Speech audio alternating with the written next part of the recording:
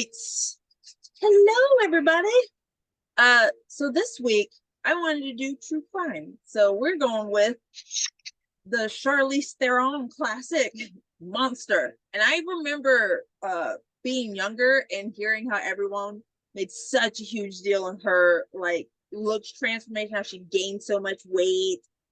And which can I just say, like, after watching this movie, I'm like, I feel like she just got my size when playing this role. Which don't Not get me even your wrong, size.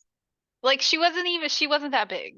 no, that's Like what I'm she saying. Like, I was like, okay, I don't see where. What are we saying right now? Like, she did. They made it seem like she gained 1,000 pounds. Like, it was huge news. yeah. The looks transformation, and after watching this, I'm like, so what? She got up to 175. Is that what we're saying right now? Yeah, she's like what, a size 12? Maybe. Yeah, but Probably closer to a 10. yeah, Like I was just like like, no, I'm a 10. Okay? Like no. yeah, I okay. So we start this movie off with a voiceover, and oh yeah, the movie's Monster. I don't know. Did we say that? Anyways, we I start the think you movie did, off yeah. with a voiceover, and um, the life of a little girl kind of flashing by, and it's going pretty fast, and she's talking in metaphors, but you see her little girl self like flashing the boys, getting $1. And you're like, okay, so started young. And she's talking about like wanting her prince, someone to notice her, to make her big, to notice how special she is. And all the time you're seeing her younger self kind of just fall into prostitution, pretty much. Um, So then we set to a woman sitting under underpass. So obviously her prostitution probably led to some homelessness. And then we're in a bar, and I think that's pretty much a chicken or egg conversation. Like, well, did it that's lead true. to it? Not Was like already which came only first. thing. Very true. But Yeah. um fucking Christina Ricci's in this movie. I did not know that. Christina Ricci is in a lot more stuff than we realize. Her thing is like, I don't know if she does. I'm assuming she does this on purpose, but like she seems like one of the people that is into acting for the act of actually acting and not Yeah. necessarily everything else that comes with it. So like her publicity team keeps a lot of stuff just on the down low. Like I feel like she's one of those people that does passion projects and is just not telling people. Like she's not yelling about it like Jonah Hill is. So like, yeah, every once in a while, don't, not the conversation for right now. That was just he was at the top of my head because he does that shit. Um, because like there's so many things where me and B have turned it on, and I'm like, hold, like I have to Google it. I'm like where have I been? But yeah, she just pops up. She, Yeah. And can I just say, I find Christina Ricci to be one of the most beautiful women out there. And even in this movie where she's supposed to be butched up. Oh, 90s. It's 90s butch lesbian. It No, the yeah. costuming is just But she's perfect. yeah, The and she but tank. she's Oh, still so pretty. she's like Like, dainty. She's so dainty. And right? Like, so I know this case. This was one of the cases that was like the pinnacle of cases when I first got into true crime. So knowing who she's portraying, the person that she's supposed to be portraying, what they actually look like. No, Christina Ricci is like dainty, and she's got like that sweet round face and those big eyes. That is not what the person looks like at all. The person is nope. 100% pure butch 90s lesbian. But she has a broken arm. She's drinking by herself. And At this bar. yep. And uh this is when Charlize Theron character Aileen walks in, all kind of like just sitting down, like already pissed at the world. And Causing a ruckus. yeah, and she's like, "Is this a gay bar?" And the guy's like, "Obviously." And then she's like, "Well, I'm not gay," and he's like, "Fucking great." I don't care. And then she like orders her beer and she's like, don't have an attitude with me. And okay, so this is a love movie. First of all, they made this a romance. Christina Ricci looks over and it's like love. Like she's just like, well, And I'm like, I gotta talk to her. I understand different tastes for different people, but like the stars in her eyes when she looked over, I was like, this is like reading a bad soulmates fanfic. That's what that feels like. Like you have to do it in a certain way to create that connection, like the love at first sight soulmates thing. And if you don't do it right, then it's just bad fanfic. That's what it felt like seeing hearts in her eyes immediately at this random soaking wet lady who comes into the bar like a fucking bull in a china shop. Get out of here. Okay, look, man, but honestly, you get that vibe. Like you saying that is this whole movie. Okay, like the vibe of this movie and but what they're showing are, I almost want to say it's genius, like, but also like what's happening.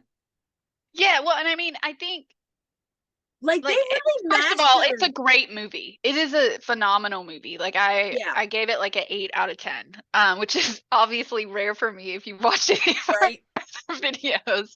That's but the thing is, like, the thing is like it feels chaotic from the very beginning, not just because of the way that they portrayed Eileen's character, which is actually extremely close to who she was in real life.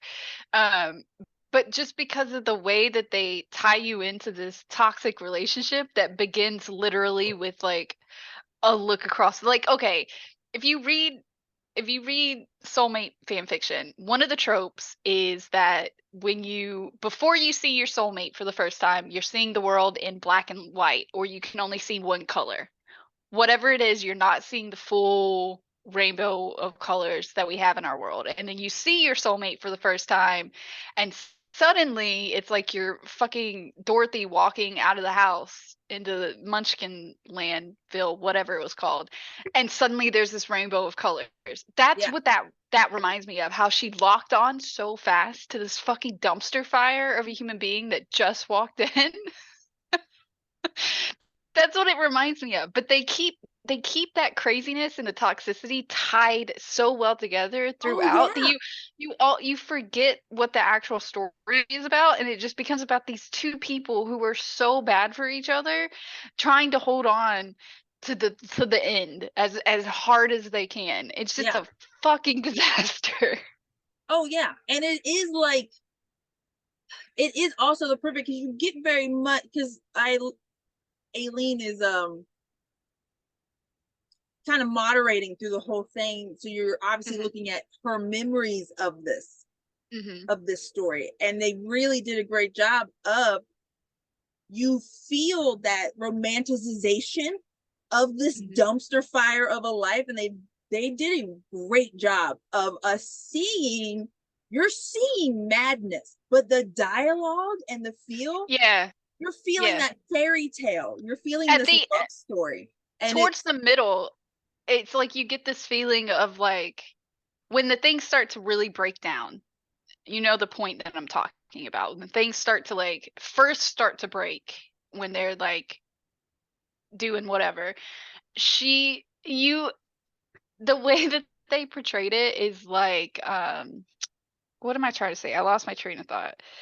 But it's like you're almost thinking to yourself, just like they are, of like, well, I guess this is it. Like, there is nowhere else to go. There is nothing else that you could possibly do in the entire world other than what you're doing right now. So you just have to keep doing it. No matter how toxic, no matter how disastrous it is, you agree with them. Yep, I guess that's what we're fucking doing, because there's no other option. And like being like a poor person in America, sometimes you just look at your life and you're like, this is fucking it, I guess. Like, until you get to a point to where you can eventually move forward, but you get that, you agree with them while you're watching the movie, as stupid and redundant as it is. You're like, yeah, I guess keep on trucking. Like they absolutely in this movie make you root for her. She's not the bad guy in this movie. And I'll be real honest with you, I'd be pissed as his girlfriend because in the end, I felt I've lost my notes also, so you're probably gonna have to guide me a little bit. mm-hmm. But if I didn't say so many times in my notes, fucking whatever her name is, like Shirley, sure something. Truly, Let me whatever find the out. fucking name is.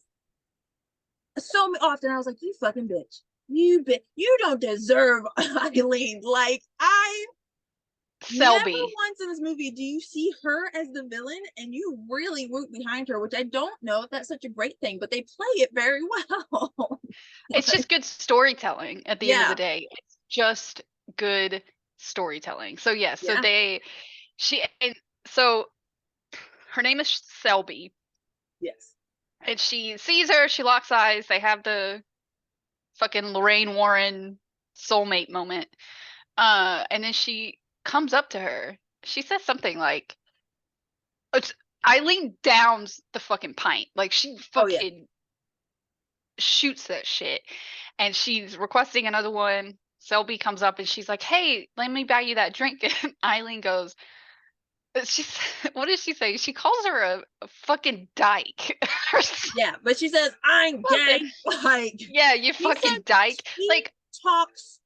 I mean, just what you think the dirtiest truck driver, that's Aileen, but as a girl. Like and like she has, there's zero filter, there's zero thought put none. into anything. It's as Yeah. soon as it comes into her brain, it's out of her mouth. But yeah, she And calls she's her a dyke. clearly erratic. Like, Yeah, it's the purest form of erratic behavior, which is yeah. typically when we think of that kind of behavior, we either think of like a meth head, like that kind of erratic behavior, or you think like uh bipolar mania, like Yeah. except for like harsh. Like when I go manic, I'm zipping around like that too, except for I'm not like harsh like that. Yeah. But it's the same, like it's a zippy, it's a quick, like everything's go, go, go, go, go, go, go. There's no time for rest for anything. So yeah, she calls her dyke. And, sorry. Sorry for that little interruption. As we were saying, um, she was a But yeah, burly she woman. calls yeah, and she Selby just comes over and all she's looking for is like to talk to someone, like for a friend, and like that is awful. Like that makes me feel terrible. Yeah. That like she got caught up in all of this and she just wanted a friend. Oh yeah. You feel so bad for her. Like even in the beginning, they kind of make it look like other girls are like laughing at her and stuff. And she's painted as such a loser. Like you're like, wow, you're so lonely and such a loser. You looked over and saw that hot mess and went, yep, Cinderella just walked into my life. Oh God. Yeah, she does. She buys a pint and she goes to like Eileen goes to leave and she's like, "No, wait." She reaches her hand out and like touches her on the arm. And Eileen flips the fuck out and like throws her arm off of her. Peanuts go flying everywhere and she starts yelling and so he's like, "I literally just wanted to like talk to you and now I bought this whole pint of beer and you're gonna like walk away from a free pint of beer." And Eileen's like, guess not. So just sitting Oh down. no, they really played that like. So Eileen's flipping out. She's like, I ain't no dog, I'm gay, and I'm leaving. And she goes into such a sad. I just wanted to talk. Mm-hmm. I just wanted to come out to a bar and make friends. And you just see how uncomfortable Aileen is in that moment where she's like, maybe I was an asshole. And she's like, all right, I'll sit back down. Yeah. Yeah. And they end up talking like the whole night to the Yeah. point to where they start like doing shots and stuff together. And then the sunlight starts streaming in and Eileen goes, "What the fuck is that light?" And then they tell them, "Oh, the bar's closed. Y'all got to get the fuck out." Yeah. Which, of course, Eileen makes another ruckus about, which is it just so stupid. What the fuck? Why are you Right. mad? It's You shut so down the late. bar. Like, get out. And they end up going outside and like talking. And Eileen has been telling her that she owns a what's the thing? A power washing business, Mm-hmm. and that her truck broke down. Yep. So she didn't have a ride because her truck broke down. And so Selby invites her to like come back and stay at her place. And you get there and it's literally like a little addition, like a converted shed. Yeah. Next to like I think her parents' house, somebody's house. I don't remember. Some relative's house. It Literally was, like one room and a bathroom. yeah, she tells her, because she's like, we don't gotta do nothing, and she gives her pajamas, but then she ends up telling her that her she was caught kissing a girl, Mm. and so her parents kind of kicked her out, but her dad wants Yeah, her that's it. back now so she can get a job and make money for them. And I was like, fucking sad life. So she's staying with a family friend right now, since her parents kicked her out. Yeah. Yeah. Yeah. She goes and Eileen like takes a shower, whatever, and then they sleep in the same bed and it's awkward as hell. So awkward. And I was then like, don't fucking touch me. yeah, so awkward. And then the lady, the wife of the family friend, like just listen to me. I know this was like 80s, 90s, but she barges in the morning. She just flings the door open. Stop doing that shit. Why stop doing it? Just stop barging into people's doorways, even if they're renting a room from you, even whatever. Teenagers, Right? Why children, are you stop so barging into intent on rooms. seeing my genitals? Like, who Yeah. just does that? But we did miss. So as they're falling asleep, uh, Christina Ricci decides to make her move and rolls over, and she's like, "You're Oh just the yeah. most beautiful person I've ever seen. Can I touch your face?" And then Eileen was like, Oh yeah, that was so awkward. "Yeah, okay." And then she's just like, and as she's Literally. touching her cheek like this, she's like, you're just so gorgeous and stuff. And you just know this is like the first time she's been called beautiful. And like in this moment, you're like, oh, she feels seen. She sees her. Like, Maybe it's the tism, but I would be so uncomfortable, not just like touching me, but the way she was doing it. She's literally like yeah, dragging her fingers down, all weird. Like, what are you doing? And another thing, this made me so irritated. And I know it's probably another tism thing, but when they're leaving the bar, they're putting their jackets on. Eileen puts her purse on first and then puts her jacket on over the purse strap. So it's like caught underneath the jacket. That's not the proper way to do that. she's That's drunk. She's drunk even completely even erratic. if I'm drunk. Even if I'm drunk, I'm like, no, that's it's the wrong way. It's the wrong way to do it. You're doing it wrong. It makes me so deeply uncomfortable. And I know that that's got to be the tism because I feel the same way about which shoe I put on first. I put on the wrong shoe first the other day and I stood there contemplating for a solid 3 minutes whether to take them off and do it right. Like I know that that's just a me thing, but I can't. I was boiling some water yesterday and I had it set to like 4. I have like a gas stove and I had it set like in the middle. And so it's taking forever to boil, of course. And Jarrett's like, why wouldn't you just turn it all the way up if all you're doing is boiling the water for your project? And I was like, That's wrong. I don't know, it feels wrong. I don't know why. It just feels like I was either I looked at him, I was like, I don't know, maybe I was beat for it as a kid. I don't know why. It just feels like I look at that and go, nope, you cannot do that. Yeah, no, that's wrong. It's wrong. It's not the right way to do it. It's just it's just mental illness things. You're just like, I don't know, Anyway, but I can't. So yeah, so anyway, then the they lady get barges in. and the lady is immediately like, oh my god, she's doing dyke shit. You can see it on her face, but she's like, okay, well, you girls can just get dressed, okay? It's like she's like, God damn it, Selby. She really That's is her like, whole movie though. The whole movie is just a running, like in her head, it's just, God damn it. Every single scene I see this fucking Selby, I'm going, what are you doing? What God are you damn doing? it. Fucking Selby, man. The woman doesn't put her purse on right. She's not right in the head. Right? So, but you are thinking like, oh, she's thinking dyke shit. But no, really, they do end up like she ends up talking to her and she's like, she's clearly a homeless woman. Maybe not her, Right. you know?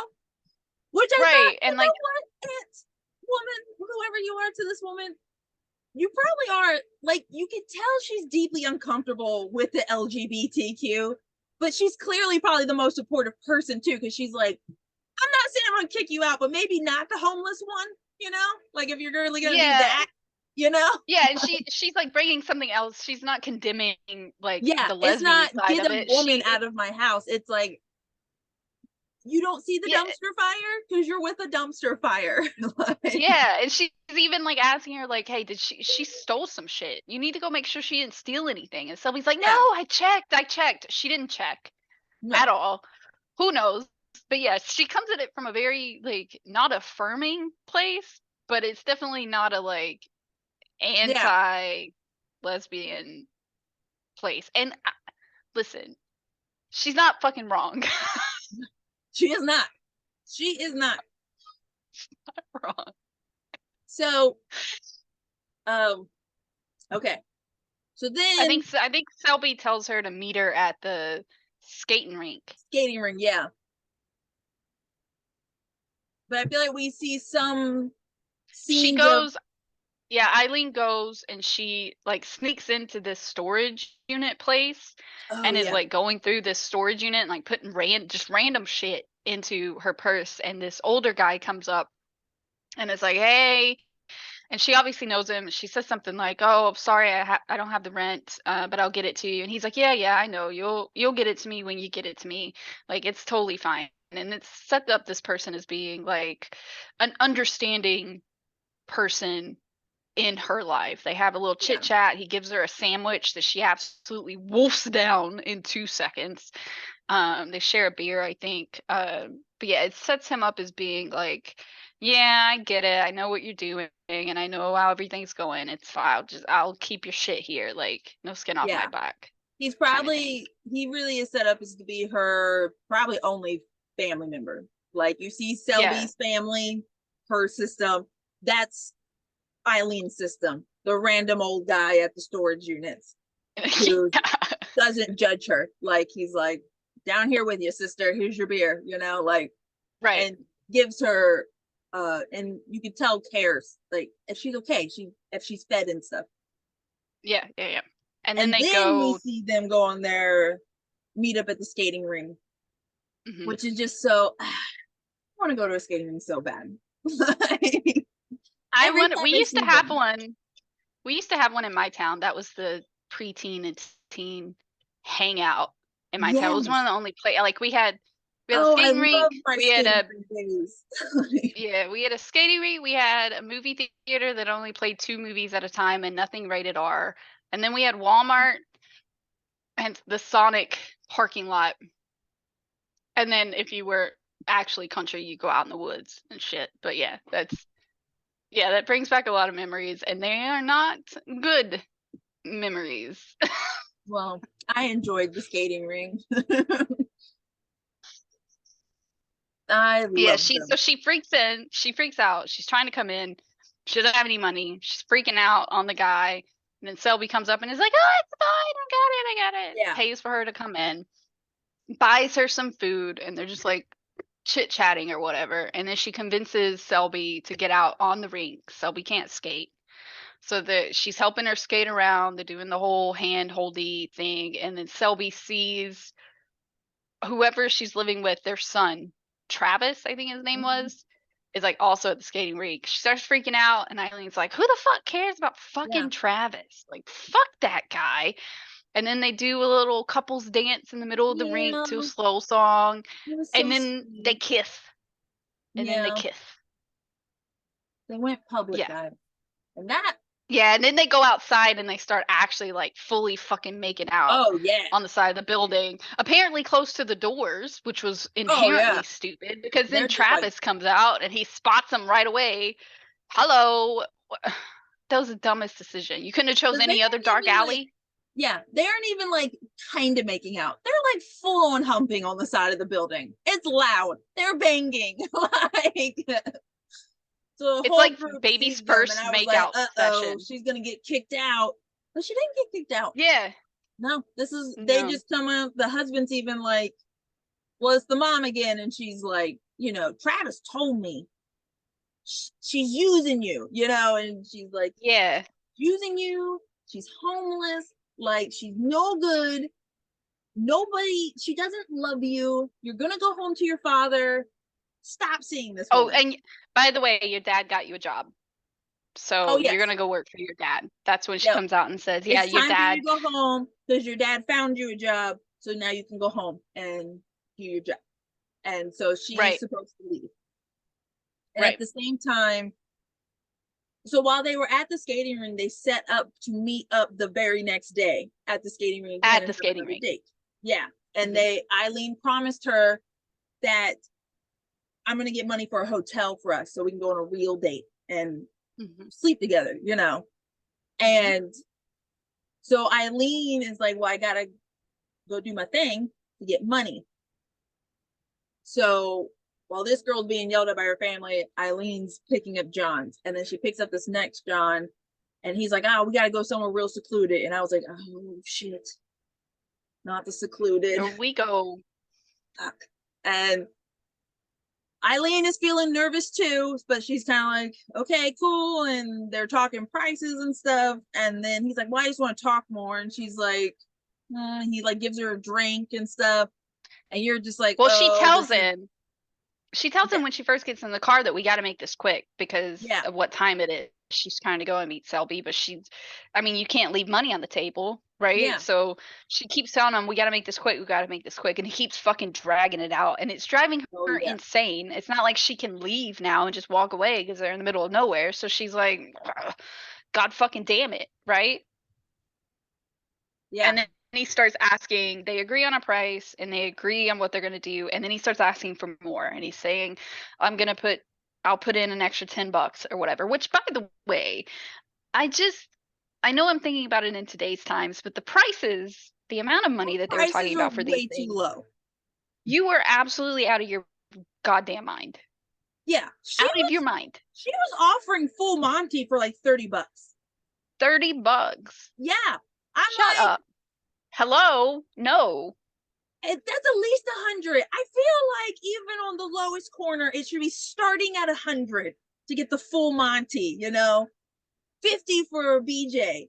10. I might do a little pat on your penis's head and then tell you you're a good boy. And then we're getting Yeah, out of the 10 car. is all. That's all I'm offering for $10. Like, Yeah, like my craziness. But God. he keeps pushing for more, and eventually she agrees because again, you can't leave money on the fucking table. Yeah. And then she And now she's starts, kind of in the middle of fucking nowhere. Like, right, what are you gonna do? Tell this guy no? Get out of here. yeah. And so I don't remember what happened. Like she starts Well, no, to, because she does eventually. He's pushing, and she's like, "Okay, I'm done." And she does go to get out of the car, and that's when he yeah, like punches her in the fucking face. And yeah, then you're like, "Oh my god!" And she's then she's passed like out. waking up, and she's tied up, and she's bent over the front seat, and he's jamming something up there, cussing at her. And you're definitely like, "Oh shit, he's like gonna kill her and stuff." And can we just say for a moment, I feel like a better of all the movies we watched, this was probably one of the this is weird to say, better rape scenes because nothing felt dwelt on. It was very like, here's what happened, and we're pushing it through. Where like other Well, it was movies are very really trying to fast. dwell on this shit. Yeah, Like it we was got very it, fast.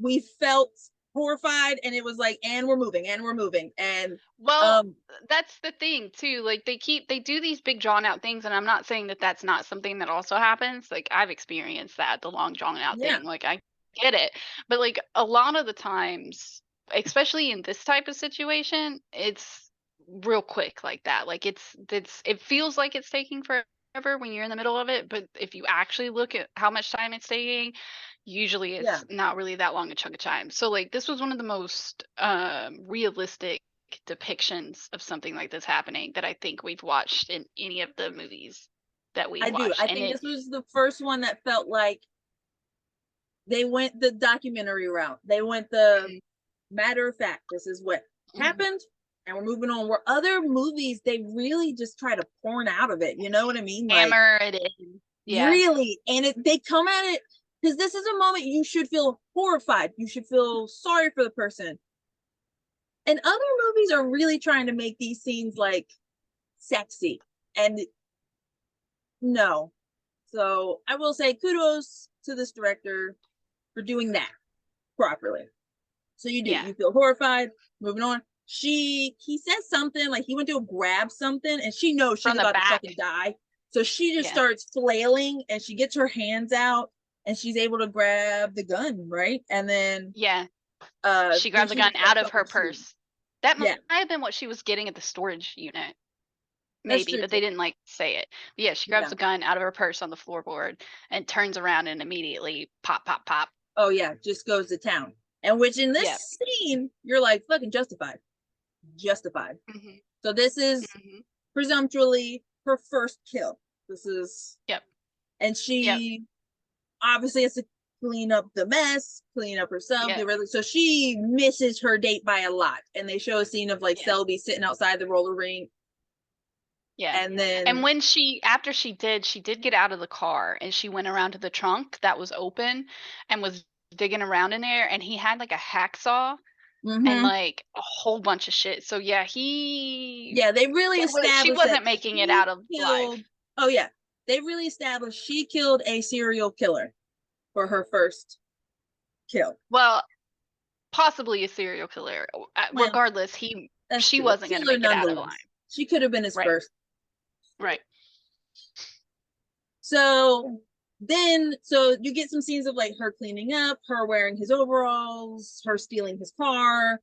And she's trying to get back to Selby. She ends up at her house and she's hiding behind a car. Oh, wait, first she She knocks on a fucking window knocks on the window. and Selby's like, "What the fuck?" And she's like, "Come outside." And then I was like, And "Fucking, Shelby's like, get the how close are the parents' room?" Because it looks like her shed area is off the kitchen. These people came running almost as soon as that knock happened, and they're like, "What's happening?" And she's like, "I fell out of bed." Well, I don't know. I don't know, because if that was to happen in our house, if anyone was to knock on any of our windows in the dead of night, B right now is sleeping down in the basement because it's really hot and it gets hot up on the third floor in our room. I don't mind it. He does. So he sleeps in the basement in the summer. If somebody was to knock loud as shit on the window like she was doing, like it was like she was like, ah, like he would wake up and he would come running as soon as that happened because he's a light sleeper. We wouldn't. He like I I cannot I move can't around him while hear. he's sleeping without him waking up. Yeah, I I can't hear in wouldn't. front of my I house. sleep like the fucking dead. He would. Yeah. When it could be the 100%. way Yeah. because you have like a newer age build. We have a very old build. Ours was built like in the 60s. So there's a lot of plaster involved here. But yeah, someone Yeah. banging on my front door because it's happened multiple times. I cannot hear them in my bedroom at all, like in the back of the house. I Totally wouldn't different. be able to hear it, especially not dead Whatever. asleep. I wouldn't, but that man, dog, I don't have any fear going to sleep in this house Oh, because we're gonna like we die. can be taking a nap on the couch, and if I move from where I'm at right now into the kitchen and just go by the couch, even like just barely walking, he opens his eyes and he looks at me. Like it's insane. I don't know how he We're all does it. dying. Someone breaks in, done. All of us. We're just all gonna sleep through it too. They'll probably even have to question. They'll be like, "You're already dead." I'm probably the lightest sleeper out of all of us, but there are moments Jarrett will come home and be like, "Last night was a bullshit," and I'm like, "What are you talking about? I didn't even wake up." He's like, "That's the point. I was literally shoving you, and you didn't wake up." Like, That's me. That's me. But I also take medication to go and stay asleep. So like even if you do wake me up, it's not me. That's a demon scoop oh, that you wake up because I I'm cannot not myself.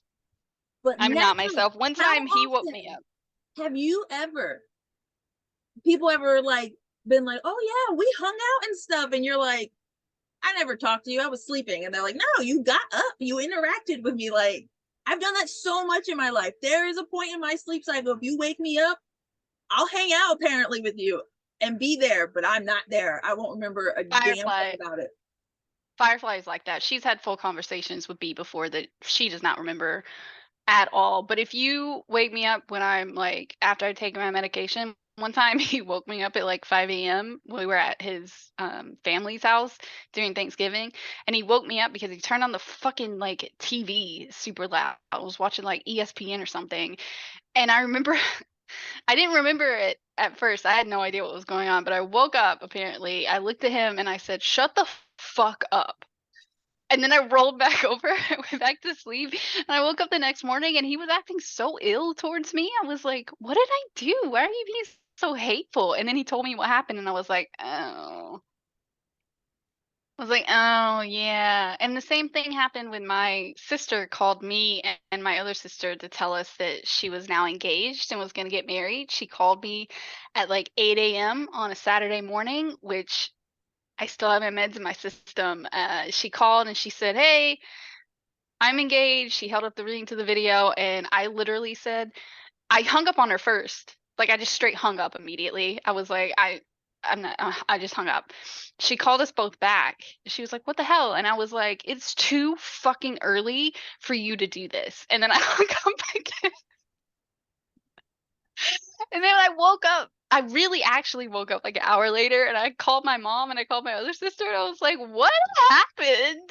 Did I dream that?" So then I had to call and like apologize, but remind her like yeah, it's demon No, scoot. You're getting demon scoot until the fucking meds are out of my system, which also is a concern if anyone ever does break in and I happen to wake up because I don't fucking know what I'm gonna do. I have no idea. you're gonna protect the Eh, family. You're I'm not nice apparently, like even worse than my normal everyday scoot. So like maybe don't break into my house. right. So, anyways, so Anyway, the parents come with a baseball bat and they're like, "What was that banging?" And she's like, I fell out of bed." I fell off the bed, right? Yeah, and he's like, "But the banging." She's like, "I fell out of bed," and he's just like, and then the mom is like, she's looking around, and I'm like, clearly nobody's in the room. It's all of like a 4x4. And she's like, if that woman is in here, you better get her out of here. Right. Get her out now. And I guess Right? I guess he like went around looking around the house. It sounded like he was like looking outside and stuff. So I guess and Eileen like did run and hide behind like a door, like a car or Yeah. something, like down a little bit down the street past the driveway. But yeah, that was you she's in here and Selby kept saying she's not in here. She's like, "Oh, you better. She can't. Better You not got to be in get her here. out. You got 10 seconds. Get her out of this fucking house." Yeah. Like dang, what an ally. Right? So she runs outside, meets up with Aileen, and Aileen's like, I got money. I got money. Let's run away together. We get in the hotel. And she's like, I'm gonna go home to my dad. And Aileen's like, they're assholes. Don't go home to them. Stay with me. Let's run away together. And she's like, yes, let's run away together. Because this love story is just, they're meant to be, damn it. It's just, God. So they run I, off to Hotel 8. It is yep. such a dingy hotel. So dingy.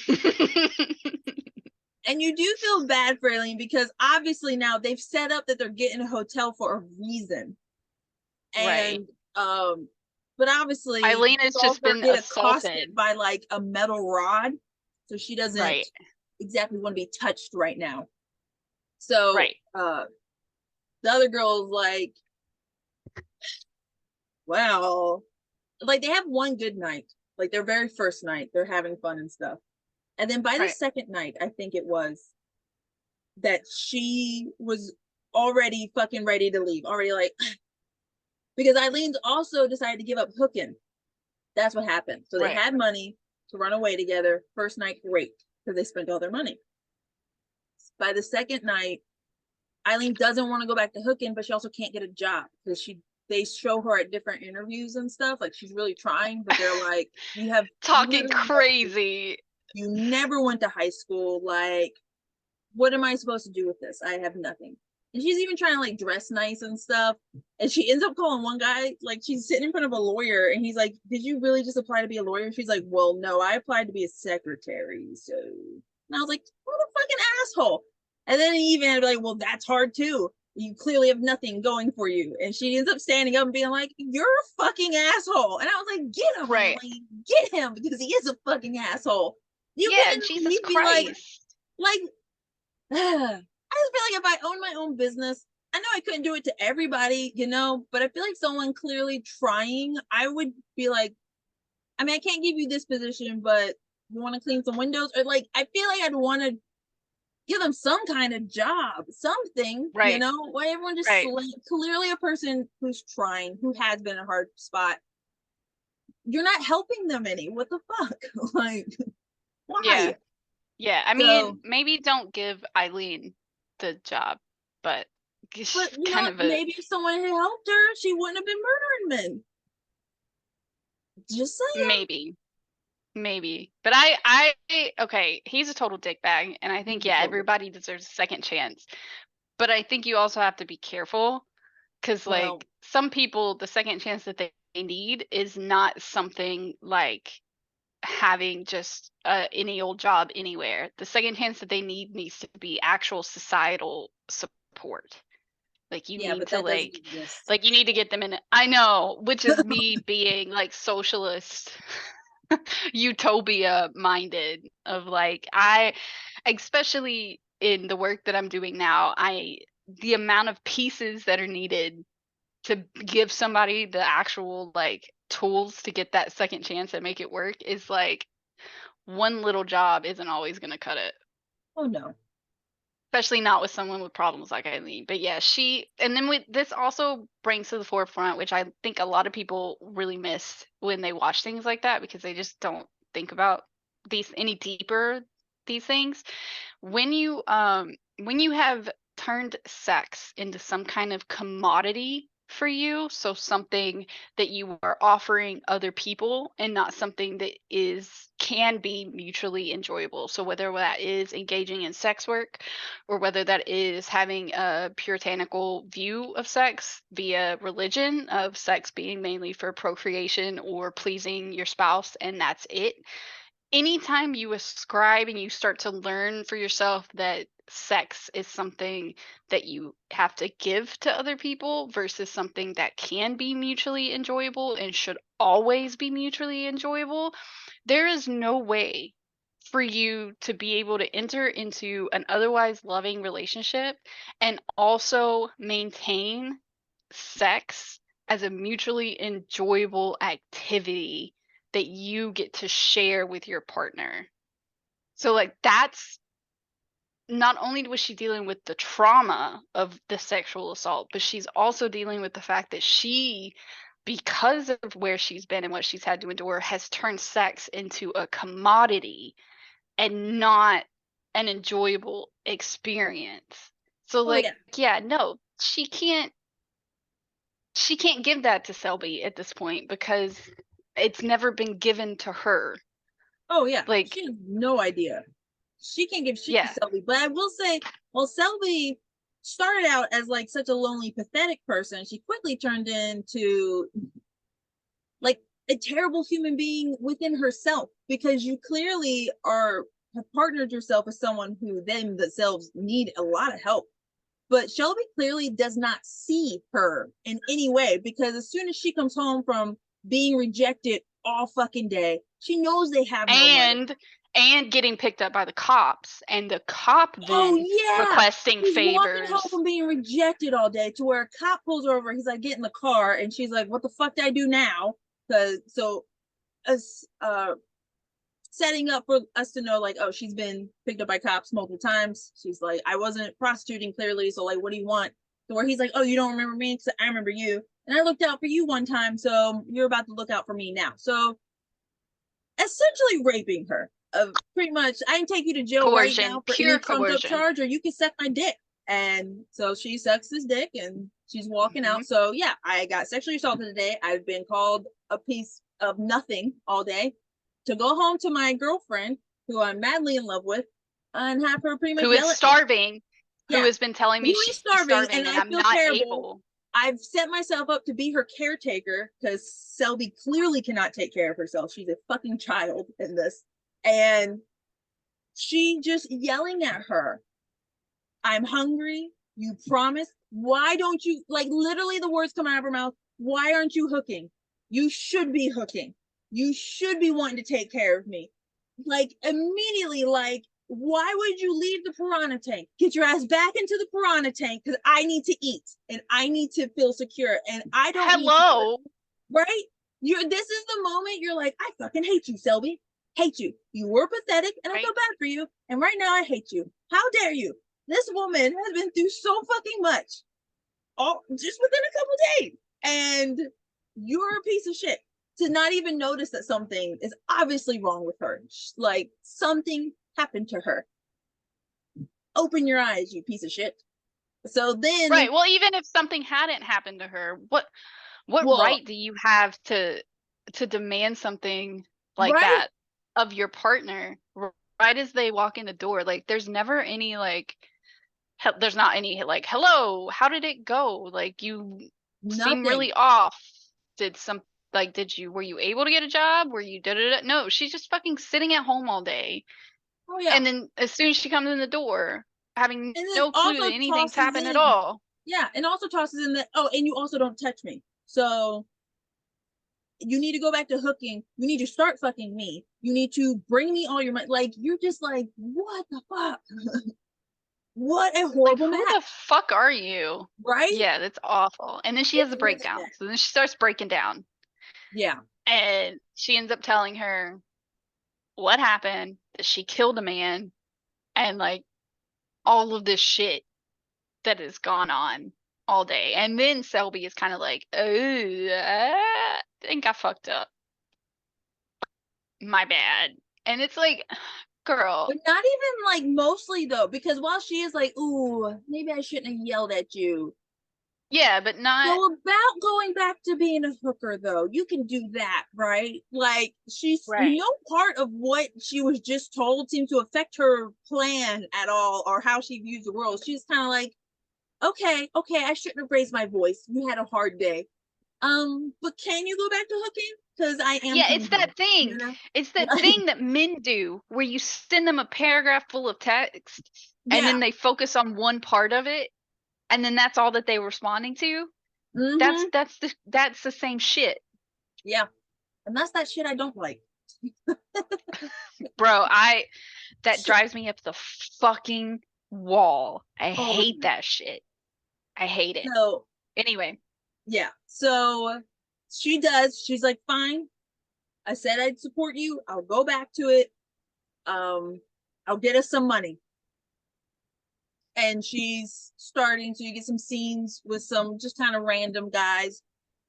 But you can tell she's jumpy and she's nervous and she doesn't want to really do anything. And so this one guy, he's pulling her in the backwoods again. So she's like, hand already in her purse. She's like, and she's like, you want to fucking kill me, don't you? And he's like, what? And then he kind of breaks yeah. down and he's like, my wife just is terminally ill and I feel really guilty about this, but I just want to be touched. And she's just kind of like, well, Mm. here's a hand job. Okay. And Well, like, no. First, you see a montage of her with a couple of different men, and the first one, well, the first one they focus on is this guy, and they settle on the price, and then um, it does not include a BJ, and then he asks her, "Well, can you suck it? Help me get hard," and it triggers her because oh it's the kind yeah. of shit that the other guy was doing, so that triggers her, and something about that just totally sets her off and she ends up killing him. She kills him, she takes all of his shit, and she drives the car back to where she's at with the hotel. And then I think they show one other person that she does that to. So she gets triggered. I couldn't remember because they put this. So I think you're right. I think there's a triggering first, her second kill, and then we get ow, are you okay?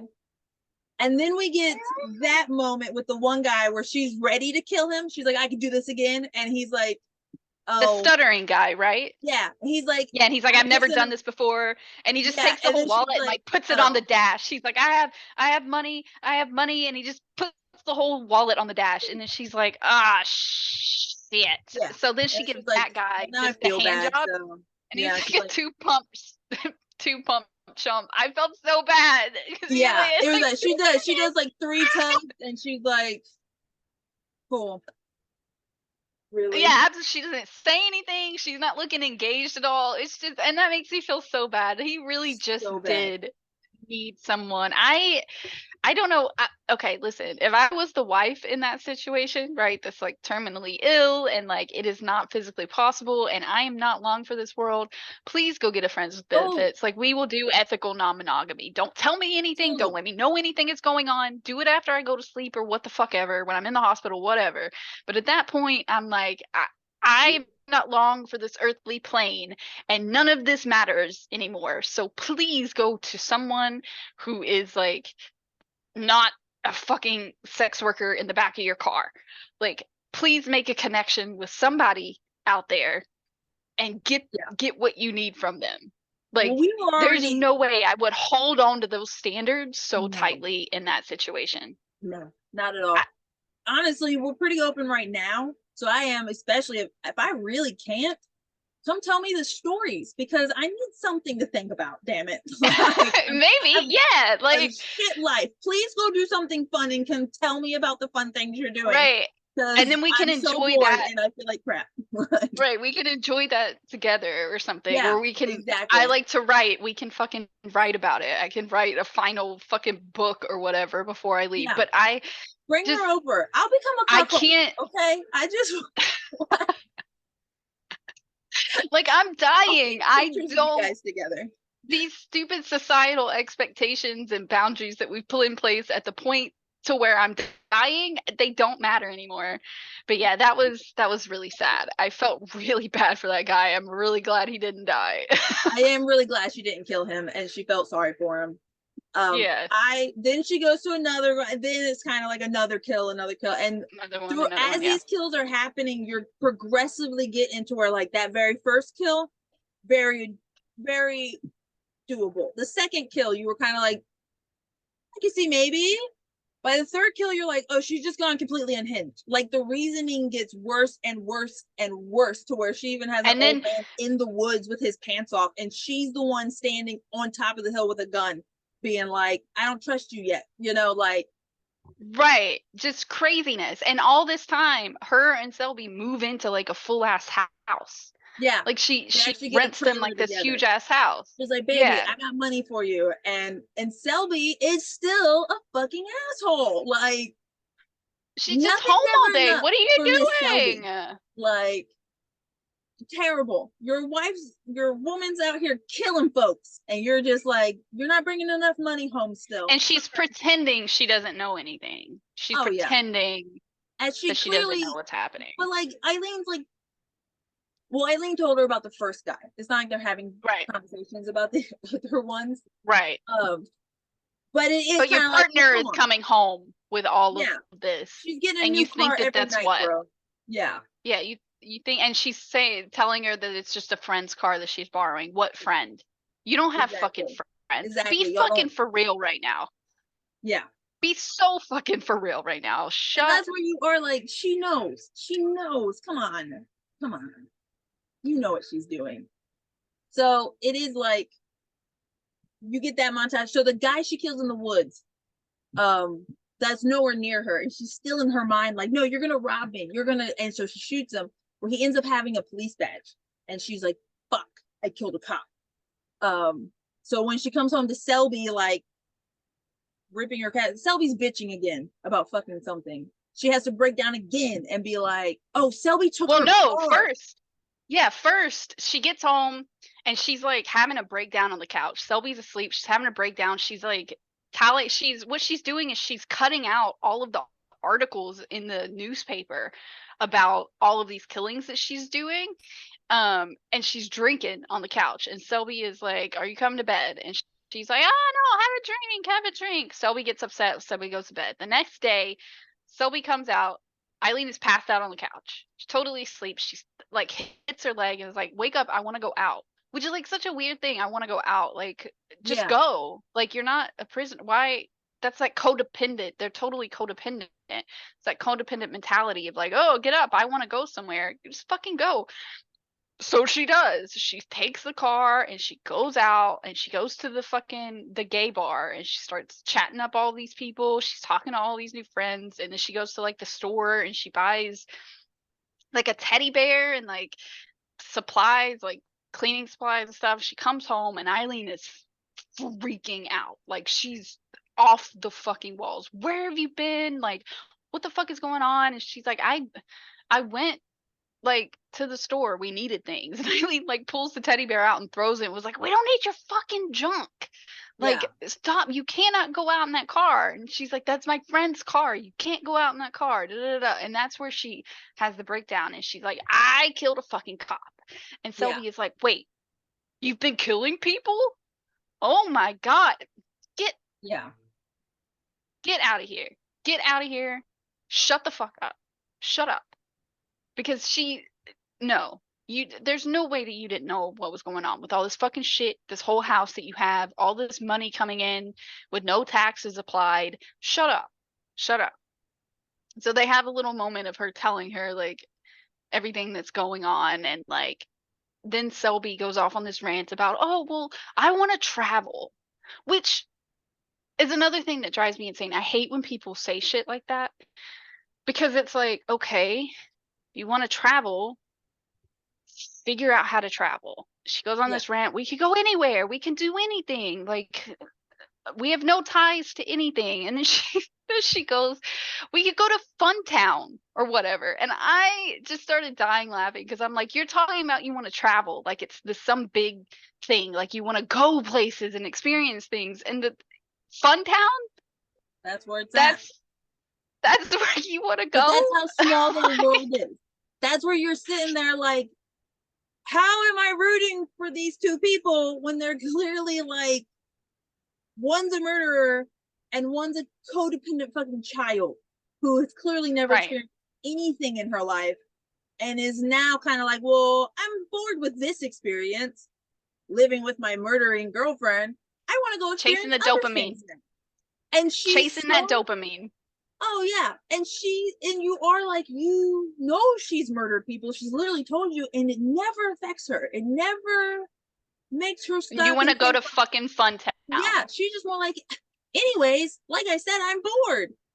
So Eileen once again caters to her little princess and takes her to fucking Funtown and is hooking Where the they meet game. Selby's friends, Yep, who Selby's ignore friend, Eileen completely. who clearly Selby wants to be with, but that friend doesn't see Selby like that. So she had this moment of like, oh, I could live normal. I could have these type of friends. And that's what she really wants. And then being kind of put back in her place almost of being like, oh, then nobody wants me. I have this, like, and it is Right. kind of this moment of like, you started so star-eyed with her and she's still very started with you, but and it's not a realization of she's a bad person. It's more of a like, you're just bored, like she's Yeah. not doing enough for you. Like, it's Yeah. a I very hate that. weird, you I are booing this character all the way.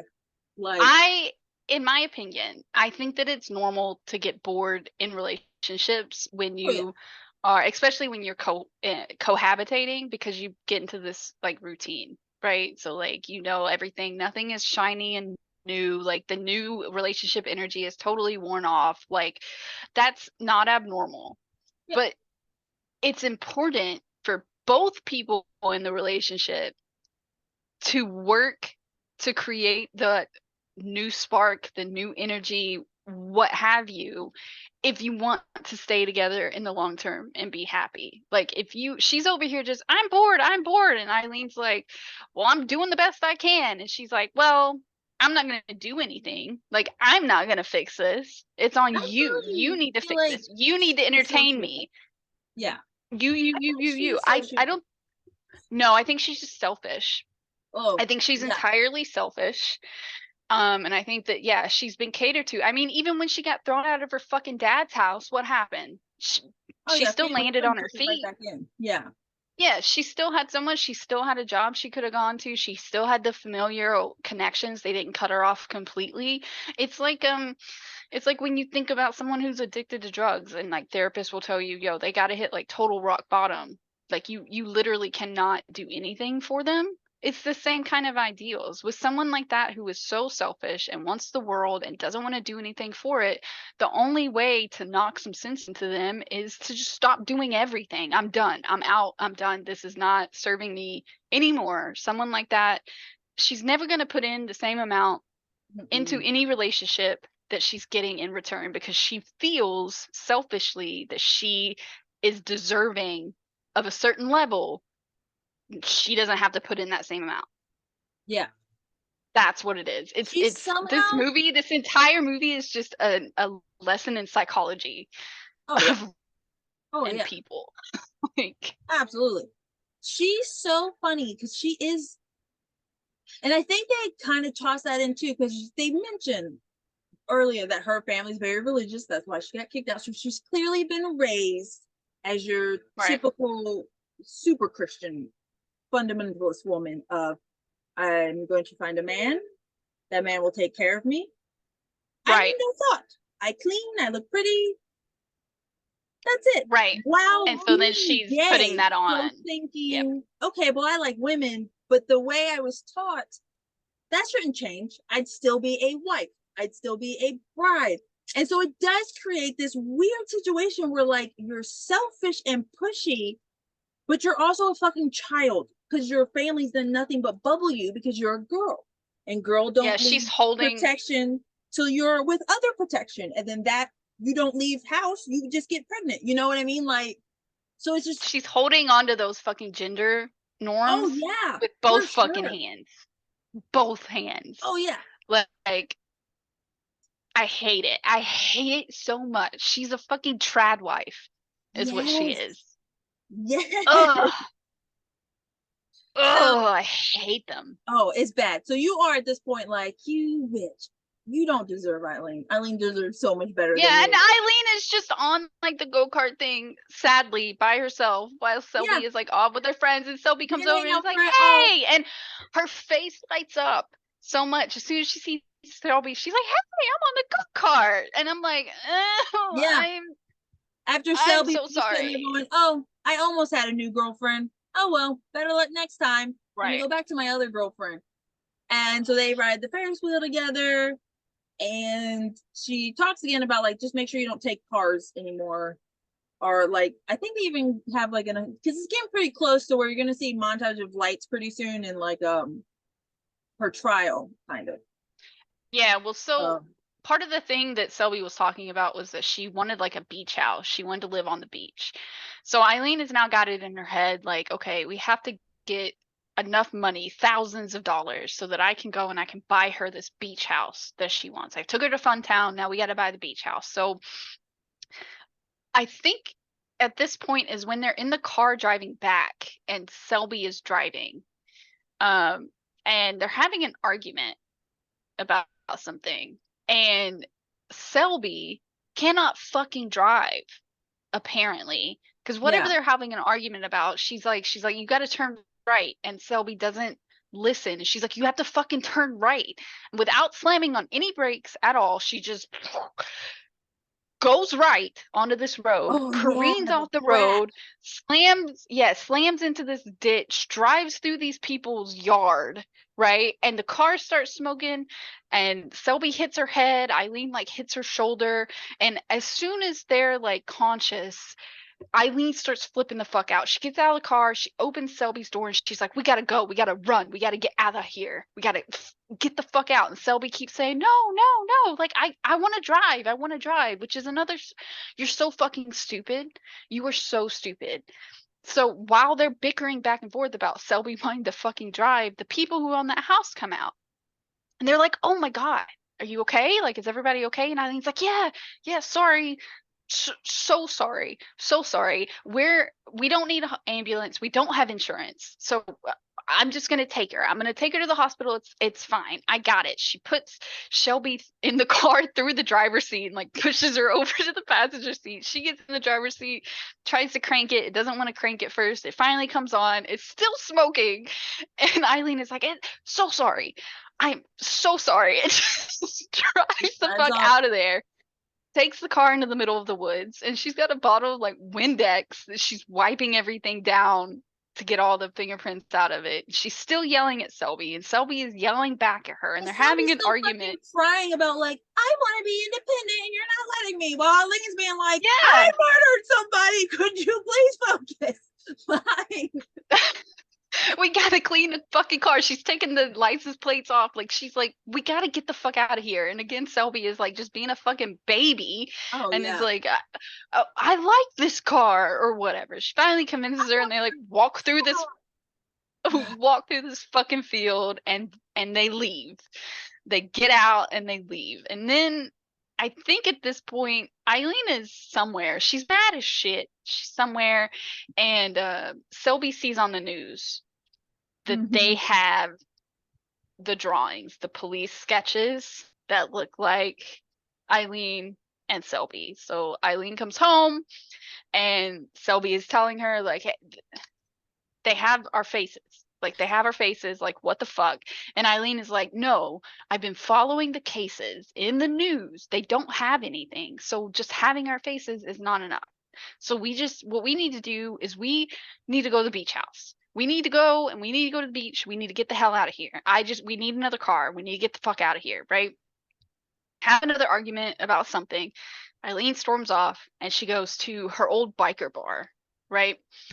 She goes to her biker bar. She starts drinking. These new bikers that she doesn't know are chatting her up. And it seems like they're trying to like hire her for a date, right? And she's We getting have evil progressively, on this. yeah, she's getting progressively more drunk as the night goes on. And then um Her old man friend the shows guy, up. yeah, her old man friend from the storage unit guy shows up Mhm. and he's trying to talk to her and be like, hey, basically, like, you need to settle down. Like, you need to slow the fuck down.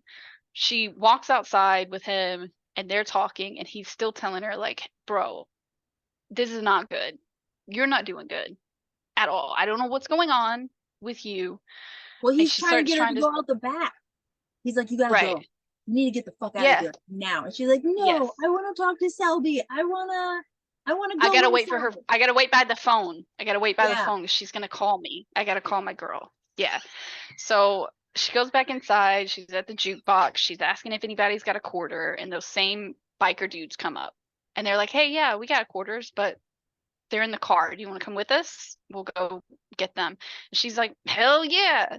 Goes out to the car, and they They're are undercover, cops. and the She's totally police arrested. arrest her immediately. Yep. Yep. And you're like, old man friend knew, and he was trying to get her out the back without He being knew like, something let's was go up. the cops run. And Selby Yeah, he knew. shut her ass up. Selby turned her in. That little bitch. Yeah, so you see, she gets booked and everything, and she's at the phones in the jail in her orange jumpsuit. She calls Selby, and she's telling Selby like I love you, like it's fine. They got me on like an old bench warrant or something. Everything is fine. And Selby keeps trying to push the conversation in the direction of what actually happened. And Eileen is like, what the fuck is wrong with you? Like, why are you Yeah. talking like this? Like, I don't care about anything that they have. It was all me. I will protect you until the day that I die. You will never, ever, ever be in trouble for any of this at all. And then it pans out and you see Selby is sitting in a room full of fucking federal agents. Yep. So they're recording the entire call. And then it shows her at the judge, and I think it monologues a little bit. I don't remember exactly I think it does start what they monologuing at said. this point. Yeah, and they're monologuing, and then you see the judge's gavel come down, and Eileen says, like, you have just put a rape victim to death. Like, you have put a rape victim to death. You were the absolute worst. God is gonna smite you, or what the fuck ever she was saying. And then pan to black, and it says how Aileen Wournos. Hold on, give me 1 second. What are you looking for? Did he get out of the car door? On the passenger side. Did he get it out of there when we left?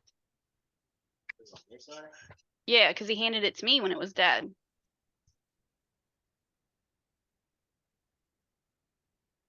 See if it's in there.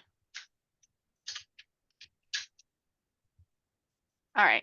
Sorry. Anyway, pan to black. Yep. She's convicted. Gets the death penalty. And that's the movie. That's the movie. It was a good one. It was very well done. Very well done. You definitely you root for a murderer in this movie. And you feel really bad for her. Like, yeah, really bad. And yeah. even throughout the movie and some of her dialogue, she drops different things of life's hard, especially when you had a baby at 13, and oh, I've been doing this since I was 11, and you're like, oh my god. So I give this movie like 9 out of 10 stars, I think. Yeah.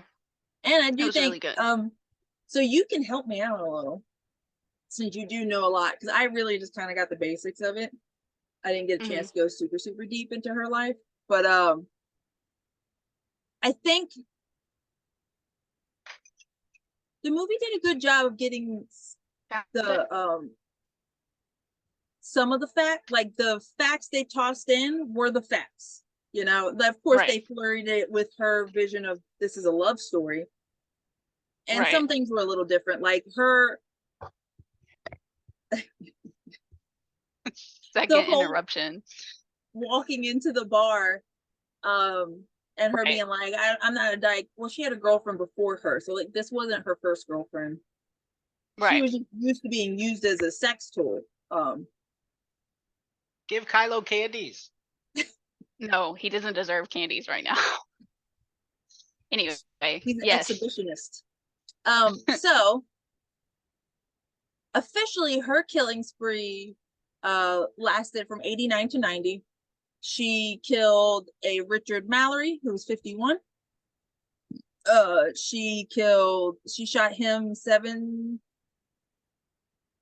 just multiple times in his chest. Then we have David Spears, 43. He was found naked and shot 6 times. And then Charles, I'm going to tear up his name, Cars Scatadon, he was 40. He was a rodeo worker. She shot him 9 times. And then it was Charles Humphreys, and he was a retired detective who worked in child crimes.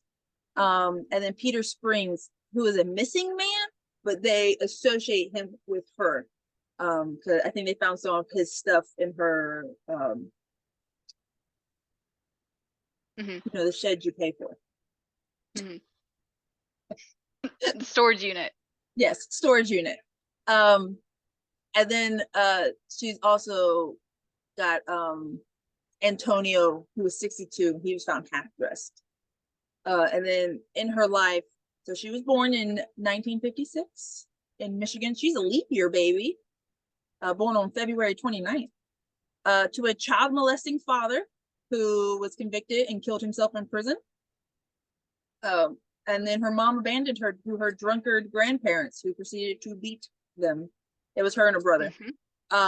She did, as she said in the movie, she did start her sexual favors for money at 11. She had her only child at 14 by her grandfather's friend. Gross. They put that baby up for adoption, which probably the best thing that ever happened to that child.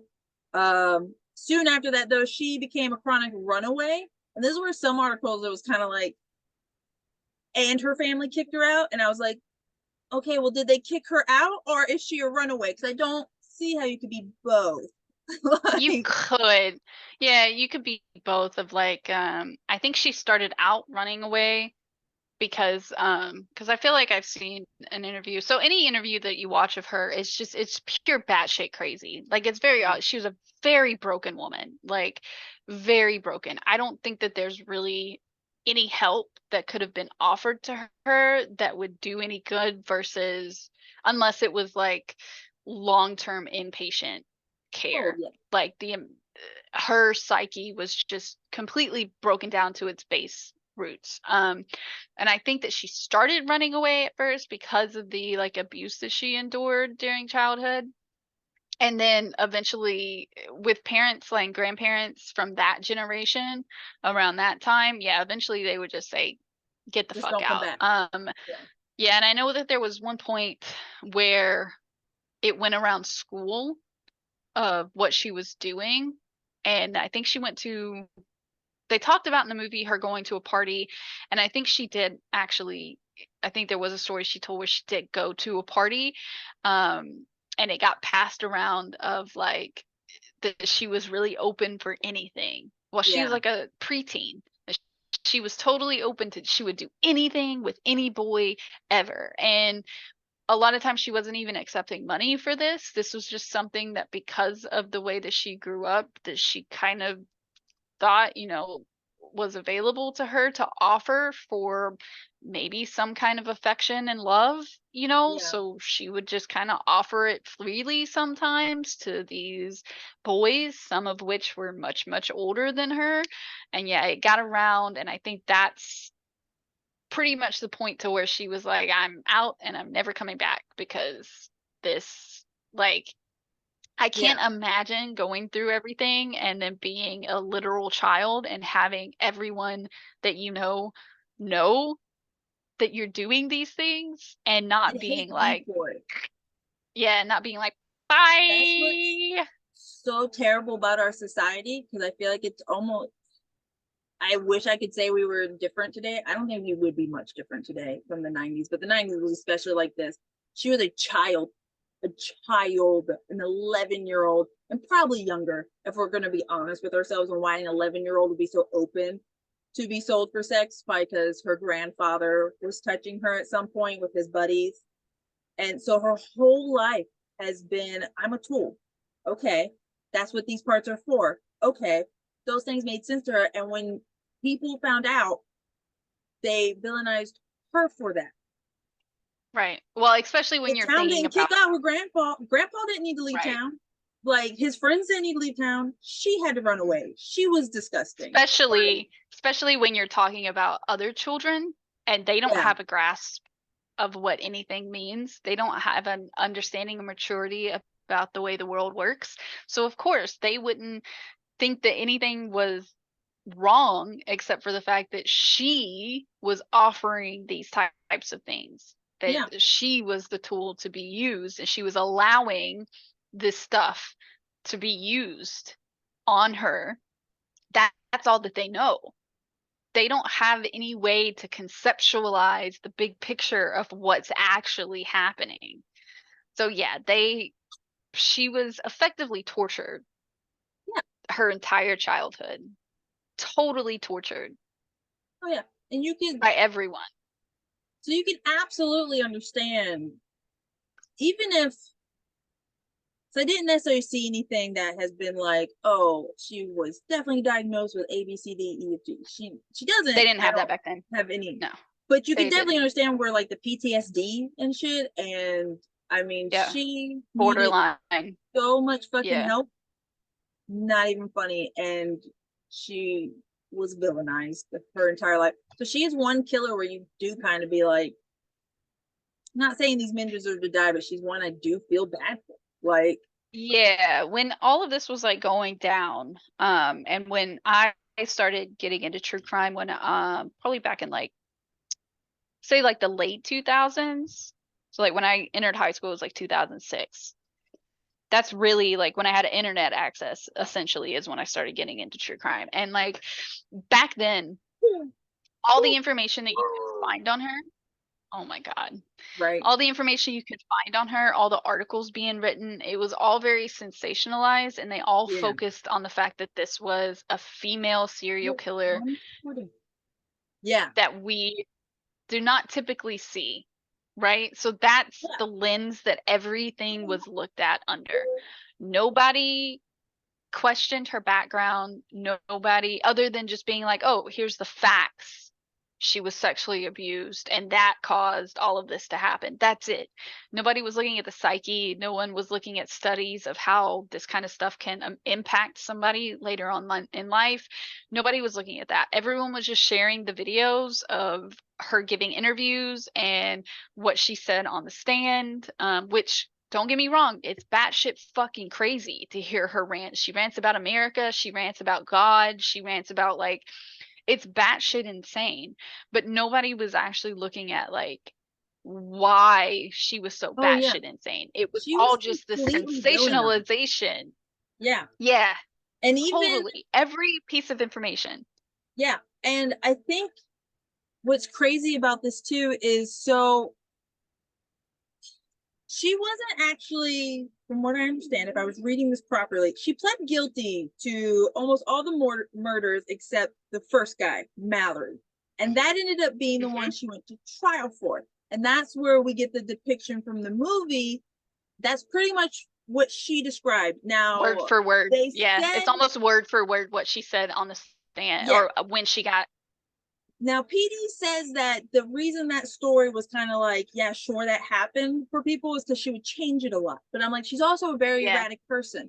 So unfortunately for her, it's painted and it was believed that she was full of shit, that he did not do that. Yeah. And well, this not was only her, is and she, that's when she screamed out, "You're sending a rapist to the death penalty." Or you're sending a raped woman. Oh to yeah, death. a raped woman, because to nobody death. believed her because she was so fucking erratic. Right. Well, not And only was she her shit erratic, was, just personally. her interviews were put out before her trial or during her trial. So, and they let those jurors still be on her jury. So she was incredibly stacked against, like, just societal was just stacked against her at that point of like, this is the court of public opinion. Absolutely. Yeah, the court of public opinion. Yeah, because like, yeah, she was erratic and she had a lot of mental issues and stuff, but you also have to, what we know now about stuff like PTSD, depression, sexual assault and sexual injury, that stuff, the way that your brain works in the moment that it's actually happening is your brain will effectively either fog over or it will rewrite whatever you're remembering in order to keep you safe.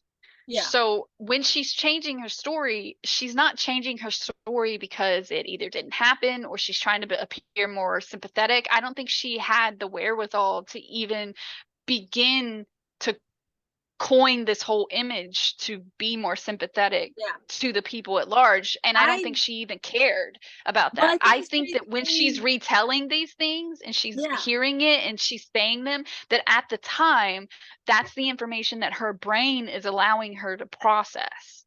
So like, you can't take that as gospel truth of it happened play by play, which is what a lot of people want in these situations. Rape situations, any type of physical abuse, they want a play by play, and the play by play is not possible because our brains literally shut off so that we don't have to remember those things in order to keep us safe. So you cannot rely on a play by play, which is why a lot of people don't come forward with any kind of accusations or their story, because you know people are going to react this way, and you know that you're not going to be able to give them sufficient proof that they're actually going to believe you. So what's the fucking point? Well, what's really sad about hers is her constant story changing from the one that I saw anyways. Like, they're trying to paint it as like, one day she said he picked her up in this and the next day he took it. Like, they weren't huge story changes, and half of what they used as her story changes was what her first story was to her girlfriend to what the truth was to her girlfriend. And I'm like, so you're saying that she was lying, she's lying about everything because she first lied to her girlfriend to cover up that she murdered a man, and then told her truth, another story about how she murdered a man.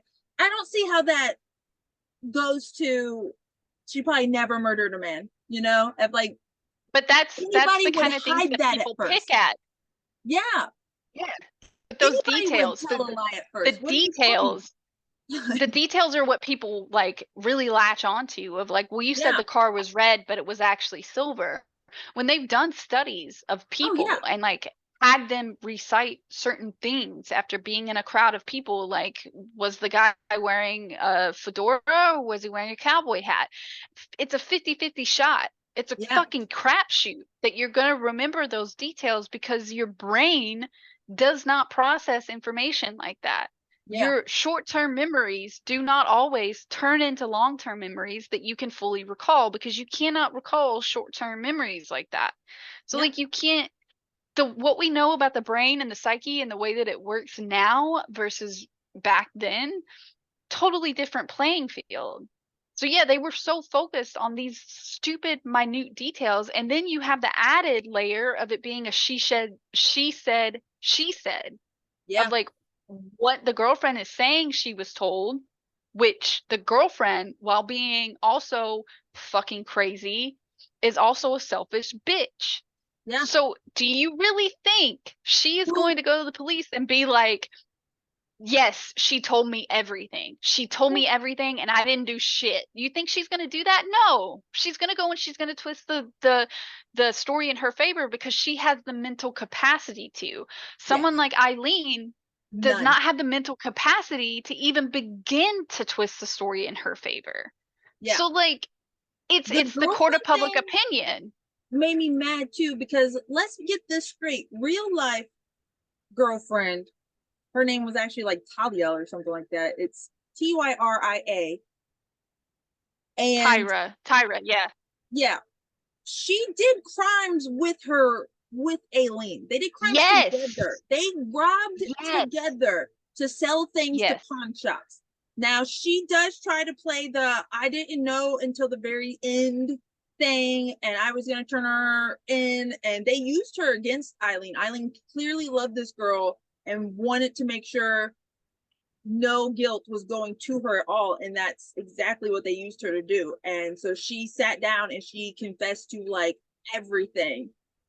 um Yep.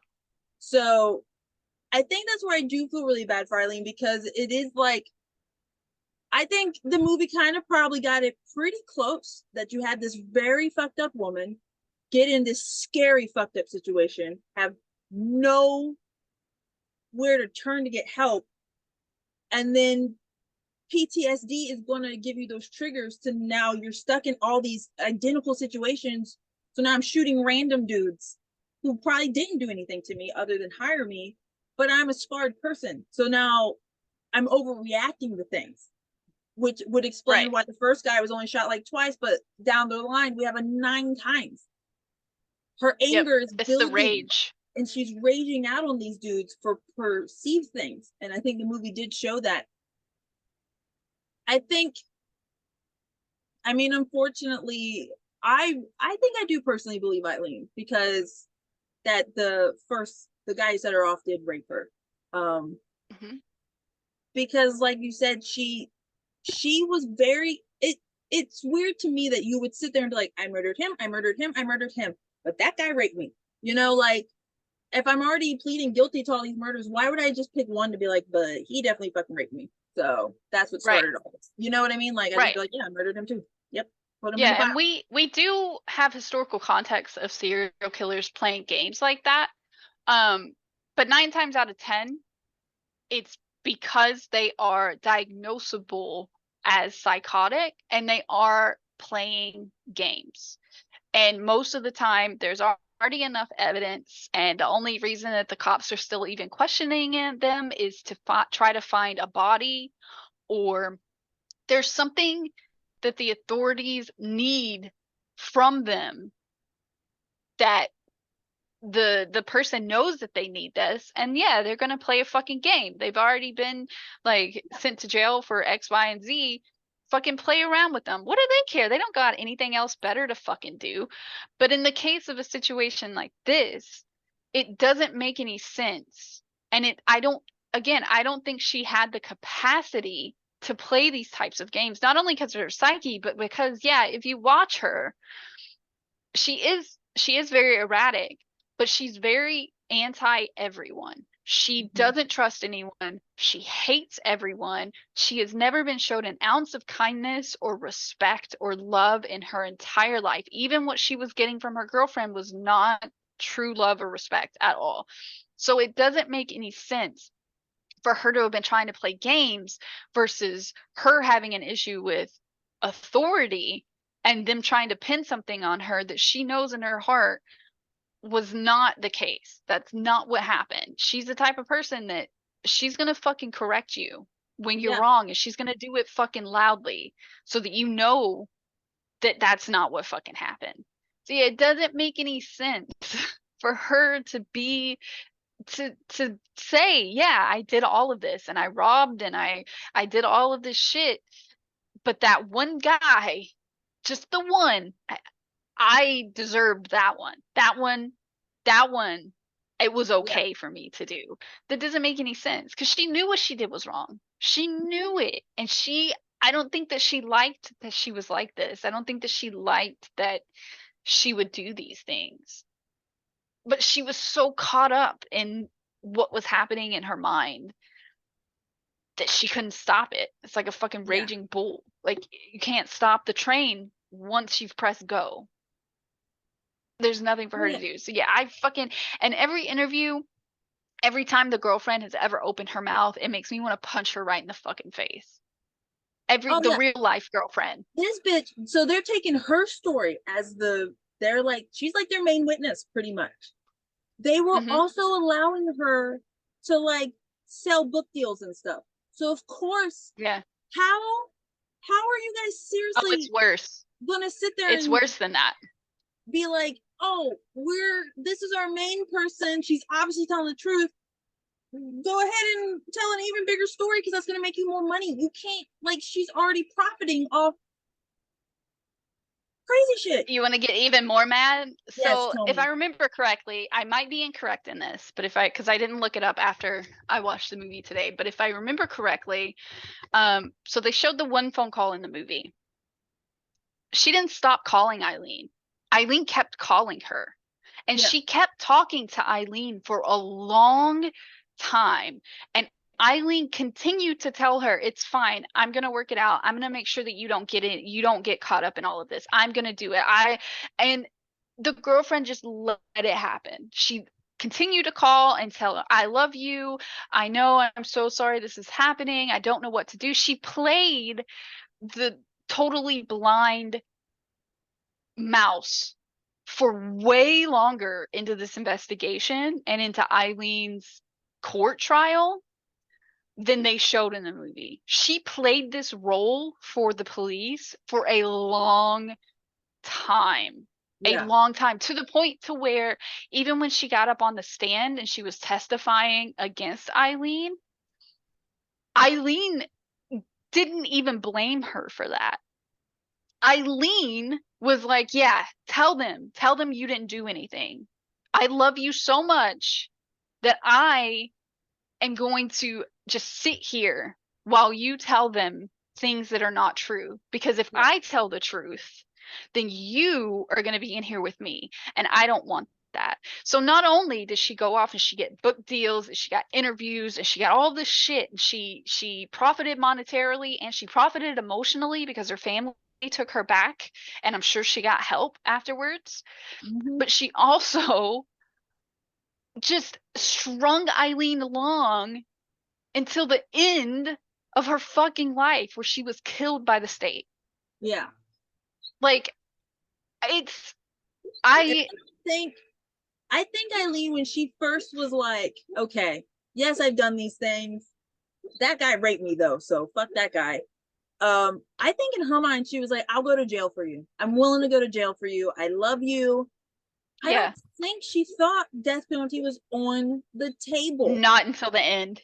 Not until the end. Not until the end, because that's a monumental case. That's something that they refer back to in like law school, because typically women weren't put to death. This was one of the first cases, I believe, of in our judicial system of women actually being put to death and them actually following through with the death penalty. Like, Aileen is the the case study for a woman being put to death in the United States, because it is not something that happened normally. So yeah, her reaction, like, I honestly think she would have been okay going to jail for like Yeah. I forever. don't think she expected That the would death have been, penalty. yeah, but the death penalty, no, that she didn't expect that at all. I don't Yeah. think anybody really expected it until the judge fully put it on the table. And Yeah. that's when everybody was like, oh shit, like, we're living in history at this point. Yeah. And Yeah, I think what makes me that mad wasn't the first thing. about this case too is the fact that you have this person who's clearly something's up mentally happening with them. So much so that, because her lawyers kept trying to argue that she does not have the capacity. You have to see she doesn't have the capacity to shut up, to comprehend what you're telling her. And She they can't just work with kept, us. yeah, and they just kept being like, well, clearly she does, because we said the Miranda rights and she just kept talking, or we did, because she's an adult and has ears, she's fine. And it's just like, I'm not saying she shouldn't have went down for these murders. She did murder men, okay?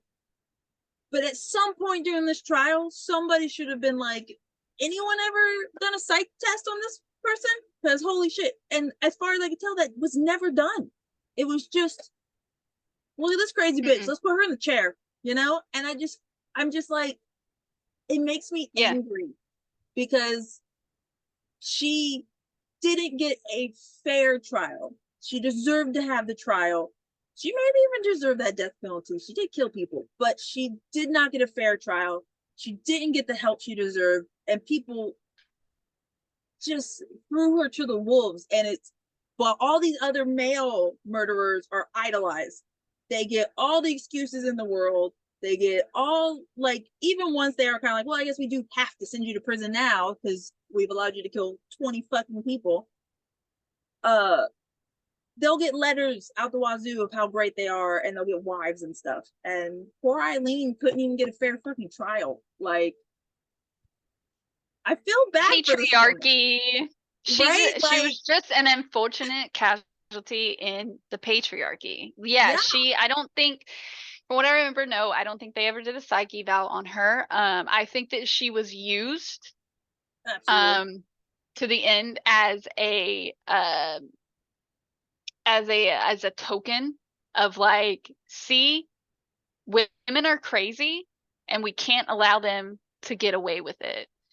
It's a smoke screen. It's the same thing that happens whenever you're talking about women's rights and a men's rights activist pops in and is like, well, actually, more men die of suicide, without realizing, like, yeah, and why do you think that's happening? Right. It's not because of women. Who made that system, bro? Like, it's because of these other dudes over here, these dudes that you pat on the back and call your fucking bro. Right? Who's She was calling you gay, literally dude? turned into, yeah. And It's not who's the telling you girls. that's a bad thing?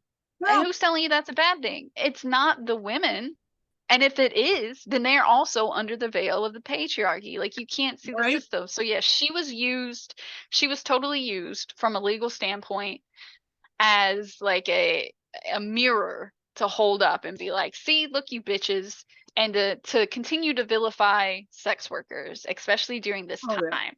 If she hadn't been a sex worker, it would have been a different. I'm not saying that the trial would have ended any differently or anything would have changed, but the fact that she was a sex worker is one of the top talking points that everybody uses in order to vilify not only women, but women who are doing sex work without looking at why they are doing the sex work in the beginning. The whys never entered this case with her at all. Nobody gave a shit about the why. It was just another Salem witch trial. Fucking burn the bitch. That's all it was. Put her on the pyre. We need to burn her as a warning to all the other females out there, that if you do something like this, if something happens to you that pushes you to this point, watch out. You're going to wind up just like Aileen back here. Like, that's all she was. That's it. Yeah. So apparently she did get a psych eval in 92. Oh, did she? And they cleared her? Yeah. They didn't clear her. Yeah. He diagnosed her with delusional disorder, Tory type. They found her incompetent to proceed, particularly in that her ability to rationally participate in this plea bargain is significantly impaired. Judge still, and they put the notes, despite this evaluation, Glasser pled her guilty and made no effort to have the death penalty waived. Yeah. Yeah. Because she was a warning. Yeah. She was a warning. And she was like, it's that thing that men do where they find the worst woman they can think of and they use it as a gotcha moment. Like, oh, yeah, you know, all women are bitches. You know, all my exes are fucking crazy. And when you're like, wait, but all of them? Like, are you sure it was all of them are fucking crazy? And then they're like, oh, yeah, here's the pictures of where this bitch keyed my car without giving any context of, like, why'd she feel the need to key your car, bro? Like, I'm not saying it's right. I'm just saying, like, what the fuck happened? You know? And if all the bitches that you meet and date are crazy, there's only one common denominator here. But that's what she was used as. She was just put up as a spectacle to put women in their place once again and to make men more emboldened to harm women, especially if they were in a sex work capacity. Oh, yeah. I mean, I had to punch you. What if you were the next Aileen Wournos? What, you were going to kill me like she did. Yeah. And she clearly, it's like once they put her in jail, all types of doctors were clearly interested in her. Yeah, that's how it works. Lots of doctors go meet her because now you're just a lab rat to them. Like, yeah, that's exactly how it works. Once again, a commodity. Mm-hmm. This woman spent her entire life as a commodity. Yeah. And it's really sad. Her case is so fucking sad. The more you look into it, the more it's just like, Jesus fucking Christ. And I don't want to Mary and Joseph too. Damn it. Like, but I do. I don't have any qualms feeling bad for her. I don't. And I'm staunchly against the death penalty. I don't think that that's our right to take someone's life like that, even if they've done horrible and unspeakable things. I just don't think that that's our right to do it. But I also think that every single person who's in jail, who's on death row, who has murdered other people, who has done this or that, they're still people at the end of the day. Are still people. They're still a human being. I just said that today. I made a TikTok about it because I've been watching Black Mirror, and they had that episode where that woman got convicted and her life pretty much becomes a circus act of torturing her daily for the fun of other people. And I was just like, yeah, she killed a kid, but you're still torturing another human. Like, it didn't make me feel like that was justified. Like, it's not. I will say I'm a little flippant on the death penalty, which might be a bad thing. I could take it or leave it, honestly. It doesn't disturb me either way, but I would prefer a place like in my ideal justice society, the lower petty criminals and stuff. We just had a society that could just help them get that leg up they need, help them. For the super crazies, I'm going to kill you no matter what, and I'm not changing. You get a nice island. You go over there. It's penitentiary island. We don't need to torture you. You can have TV, have all the good snacks. I don't care. Just go over there where you can't kill people. And that I'm good with that. Maybe they have jobs. I don't care, but just get them out so they don't harm others. But I don't feel a need to harm other people. Like, I don't understand why people want to. Right. They're criminals. Fucking torture them. I'm like, the eye for the eye thing. I've never understood the eye for the eye thing, and which is funny coming from me because I am there are some instances where I'm a hothead, and like, absolutely, there's a lot of stories from my life of like somebody's done something to me and I've immediately clapped back, sometimes physically, but to get to the point to where we're actually killing people and calling it justice. No. And I know that my ideal society is not possible in American culture that we have now. I know that I would prefer a more victim-based judiciary system of trying to make it right in the eyes of the victim. And I know that we do not have the tools available to make human beings not have to go to these places, as far as like we don't have the tools as a society to stop big time drug dealers from having to sell drugs to feed themselves and their family. We don't have the ability to counsel people in a way that they know proper conflict resolution that doesn't involve harming another person. Yeah. We don't have those tools, and you cannot have a victim based judiciary system and prison system if you do not also have those other tools in place from the time a baby is born or from the time a woman gets pregnant. Yeah. I know that it's not realistic to think about in our society as of now, but I also know that we don't have any right to state mandate murder of our citizens because we believe that whatever crime they've committed is too bad to allow them to continue living even in maximum lockup. Yeah. Like I know that some people who have had horrible things happen to their family members might hear people say that and they roll their eyes, or it makes them upset because they're like, well, you don't know what it's like to have somebody taken from you. And you're right, I don't. But I also know there's a better way to go about it. And I know that you won't ever have that person again. But I also know that there is another way to make you whole that doesn't include you retaliating by taking another person's life. Yeah. It is what it is. And the reason that I feel so strongly like that is because we fuck it up so much. Aileen shouldn't have been put to death. Well, she that's should have one been of put mine. into an insane Absolutely. She should. She's like poster mental child health for. hospital. Yeah, she's poster child for should have gotten into a mental institution. Probably for the rest of her life. Right. High security. Yes. Don't get me wrong. Yes. A mental institution. Yes. But she should not have died. She should not have died. And there honestly should have just been help way earlier. Like if we were just better as a society. And how about instead, one, I'm a big proponent. Prostitution shouldn't be illegal anyways. But no, how about sex when work these should ladies, be legal. especially when they're children, since she was doing this as a child, come through to get arrested for prostitution? How about, I don't know, let's not put them in jail.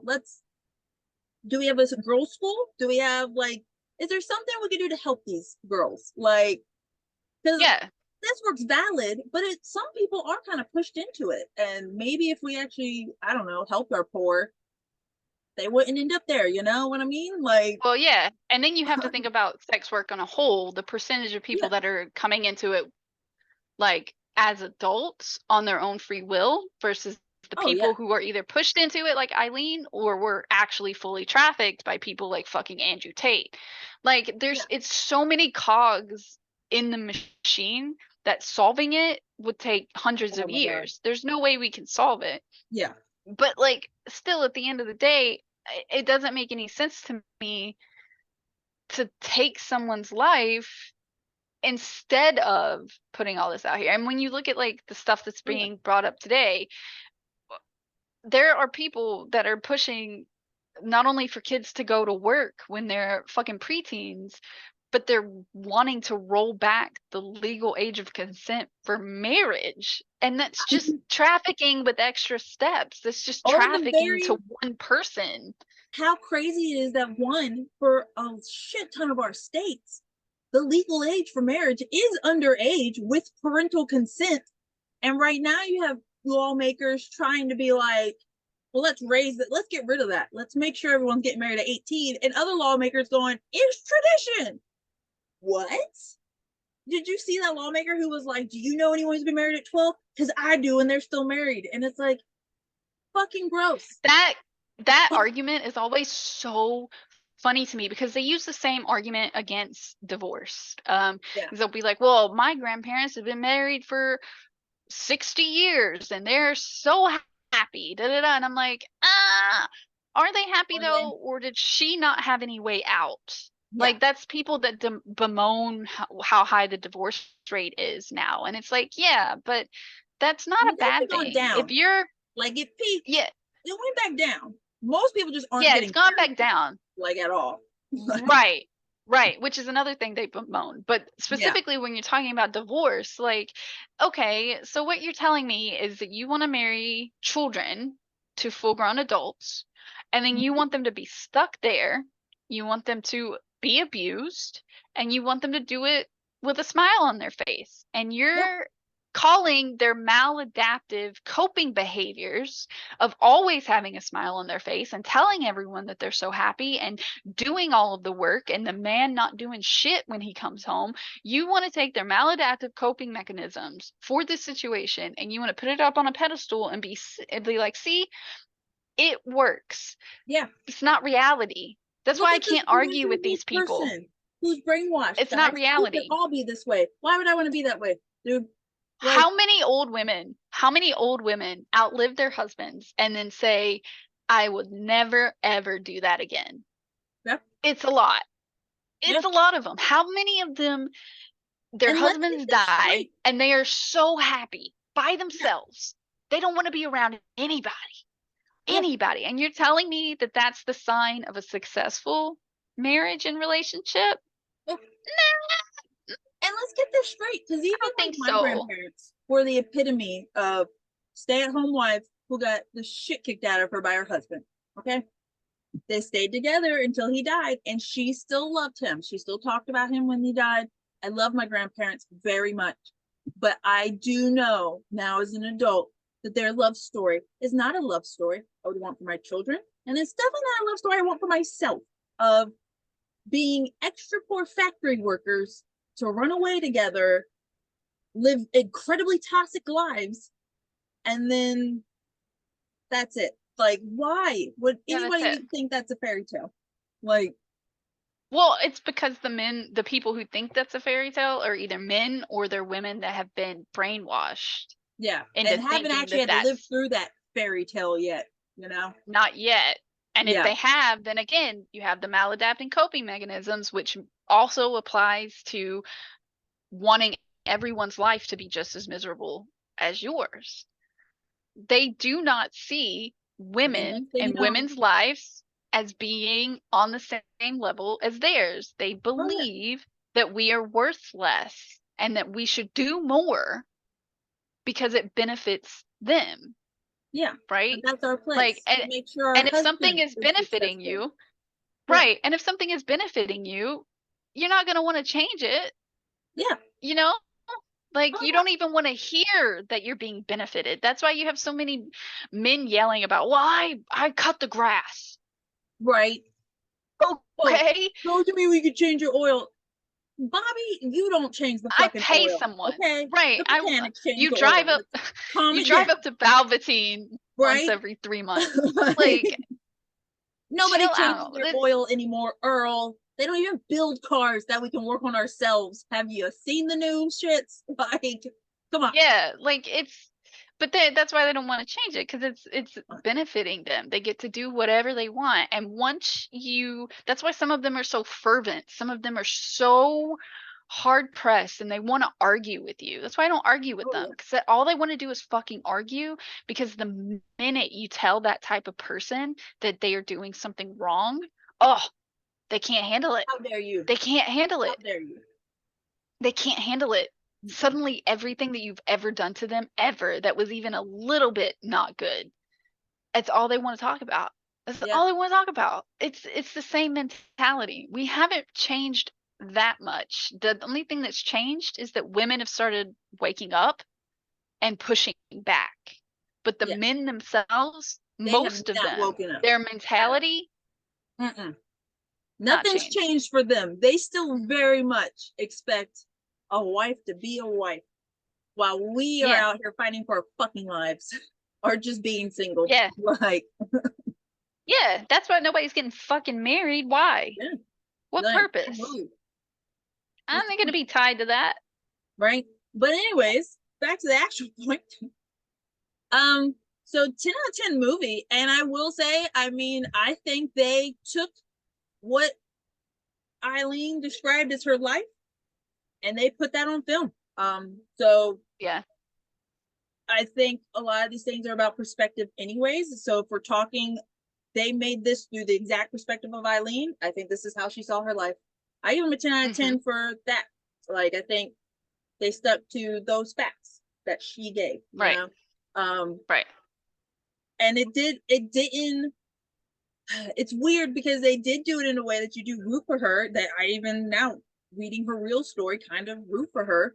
But they showed her doing awful things. They show her killing the innocent men because she was so whacked out and couldn't see that they weren't going to do anything other than pay her and go. She killed them, you know. So it is sad, but Yeah. I think they got it. I think he was really close. So probably no. Yeah. Didn't this movie come out in like 2003 or something? Oh yeah, it was early. 2013 something. I think It was 13. early, which is really impressive because Oh yeah, the way that they showed like her having a triggering like response, a PTSD response to what was happening. 2003, which is even crazier. Yeah, and that's what's so crazy is even up until the early 2010s, there was still this narrative around her that she was just a cold-blooded serial killer. Yeah. So for them to have taken what she said and be able to apply like what she was most likely actually feeling and having these kinds of responses in there is so wild because you would expect that in depth of a character study to happen now versus back then. And I think even back then, again, people weren't picking up on the context of what was happening because they just didn't have the terms for it. It wasn't talked about. These things weren't talked about. So like it's very impressive that they were able to dive into her psyche like that back then. Yeah. When the shit was still new. Yeah, for sure. And so yeah, I think 10 out of 10. They did it's a great movie. Great sound, great acting, like great. And then there's just sad real life story of horrible of failures of our judicial system and failure of everybody, failure of society as a whole.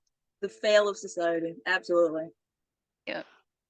So on that miserable note, good night, everybody.